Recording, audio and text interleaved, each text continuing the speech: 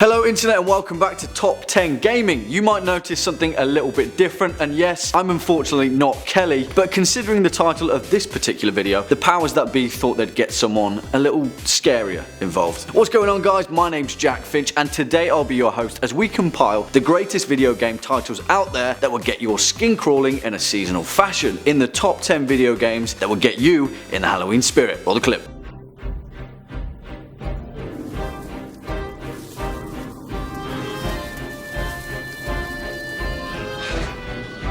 Fear not guys, for I am only passing through. This isn't a permanent thing, but before we begin this video, I'm sure you all know the drill by now. If you're a fan of horror video games or just top 10 gaming in general, then be a champ and hit that thumbs up button and make sure to ding that subscribe bell so you can stay up to date with our latest and greatest gaming content.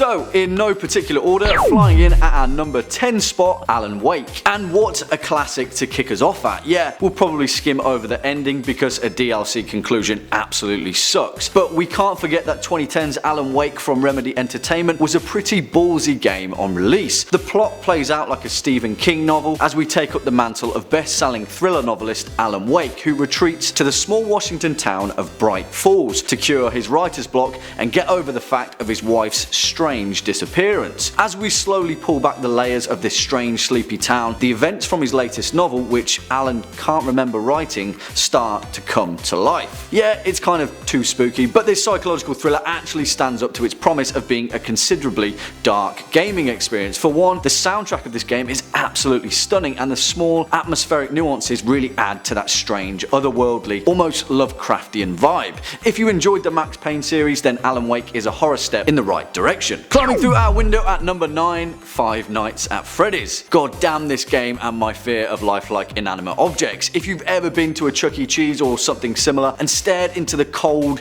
dead, lifeless eyes of that animatronic entertainment, I say that lightly, and wondered why the hell anyone would ever think this was a good idea to entertain small children with, then you'll be pretty safe and sound with the Five Nights at Freddy's franchise. I say franchise because they're all equally worth a playthrough. In the majority of the series, you take up the mantle of a security guard at Showbiz Pizza Place, a strange, terrifying pastiche to Chuck E. Cheese, and guess what? You're locked inside with a bunch of homicidal mechanical maniacs with essentially only a flashlight and a series of security cameras to defend yourself with. Freddy Fazbear, Bonnie the Bunny, Chicka the Chicken, Foxy the Pirate Fox. Yeah, it only gets worse from then on. Scary shit. Coming in at number 8, What Remains of Edith Finch. This perhaps may be a much needed departure from the nature of our other games, but What Remains of Edith Finch makes this list purely for its capability to deliver genuinely creepy moments with very little technical output. Also, it's a video game that features my last name, so you know, family ties and all that. It plays like a classic horror tale, almost fairy tale in its execution, and it does a lot with very little. Admittedly, this game isn't for everybody, as I appreciate that magical realism can put a lot of people off, but atmospherically speaking, this game does a lot to unsettle the player, particularly the story of Barbara. You take up the role of Edith Finch, dubbed America's most unfortunate family, at her American family home in Washington State, as you peel back the layers of death and bad luck that has befuddled your family. Yeah, it's a walking sim, yeah, it's a simple plot, but it's atmospherically gorgeous and it delivers a great twist. Next up at number 7, Medieval. Not gonna lie, I absolutely love this game, mainly for nostalgia's sake, but there's no better way than to get into the Halloween spirit than to watch a gangly skeleton skip around a graveyard with an arsenal of medieval weaponry. Yeah, this game is pretty camp and outdated and probably falls short as a bit of a mindless hack and slash extravaganza, but it ticks all the boxes for me when I think of Halloween, so that's why it's making this list. You play as Sir Daniel Fortesque, an unfortunate, unwitting hero who lived his life as a lie before being reanimated as the only skeletal hero who can save the kingdom of Gallowmere. It takes a huge amount of artistic influence from Tim Burton's Nightmare Before Christmas and manages to squirm out a soundtrack reminiscent of Beetlejuice, but it definitely hits the mark as a Halloween horror slasher. Slide in at number 6, Dead Space. Alright, let's be serious now, you guys want some genuinely terrifying horror masterpieces, right? Well, unless you've been living underneath a console-shaped rock, then you've probably played Dead Space in some shape or form, be it on your own in a dark room or watching someone else behind a pillow. In terms of gameplay, then Dead Space 2 should definitely make this list over its first title, while being a little clunky in its controls, makes the grade down to its genuinely edge-of-your-seat horror thriller moments. This game is creepy as hell and delivers it in bucket loads. It plays into the same vein as what the early Resident Evil series managed to capture, that bleak feeling of hopelessness, balanced on a knife edge by the curiosity of what the hell is at the end of that corridor. Jump scares, invincible necromorphs, and a killer soundtrack. I'll say no more. Popping in at number 5, Grim Fandango. Alright guys, I get it, this game isn't scary at all, but Halloween is a time for the dead to stretch their legs and have their moment in the spotlight, and what better way to remember and appreciate the souls deceased than with the absolute masterpiece of a game, 1998's Grim Fandango by LucasArts. Seriously, this is one of the greatest games of all time, testament to its 2015 remastered version for pretty much every platform ever, and its planned remastering for the Nintendo Switch. There's a reason that this game keeps cropping up. It's a mishmash of film noir and Mexican Aztec beliefs, choreographed effortlessly by Manny Calavera, skeletal travel agent turned sleuth as he journeys through the land of the dead. Also, I don't say this lightly, but this game has possibly the greatest soundtrack of all time. If I haven't convinced you,